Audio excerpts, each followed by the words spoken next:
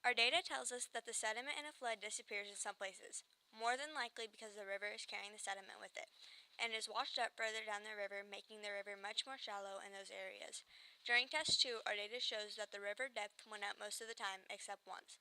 The biggest leap was from 1.5 centimeters to 2.5 centimeters.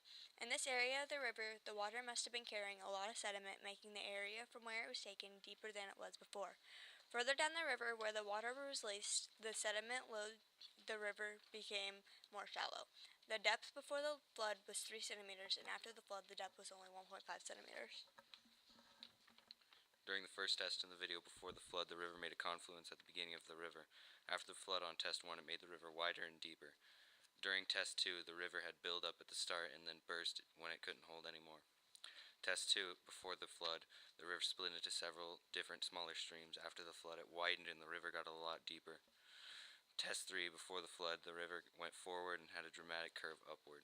After the flood, the river got wider in the curve and deeper overall. Before the flood on test 4, the river changed several directions at the end of the river. After the flood, the river widened less than the others, but still widened. When doing vertical profiles in test 2, the black sediment is more singled out than the white, due to the black sediment settling more throughout the riverbed.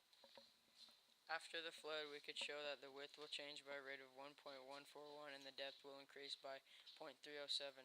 So from that we can determine that width has a greater change after the flood. The equation for width is y equals 1.141 x plus 2.425. The equation for depth is y equals 0.307 x plus 1.207. In future flooding events, I think that the sediment will go to the end of the river, and I think they will be carried in the strongest currents. Not only will the sediment be carried to the end of the river, but then carried sediment will create point bars. This is because the heavier sediment is carried in the stronger currents that carve the sides or meanders of the river. The stronger currents move from one to another, and this will carve the meanders, then carry the sediment. Then the sediment will build up in the meanders, finally creating point bars. When the sediment gets carried to the end of the river, it will go into another body of water. Going into an ocean could form a delta. From flooding, the sediment in a river overflows with the water into a floodplain. A floodplain is a flat area around a river that is where the flood's water and sediment goes. When the ground is wet and unstable from the flood, the sediment goes into the ground, as does the water. The sediment can go through the ground with the water and back into the river. Some of the bigger pieces of the sediment will stay into the land.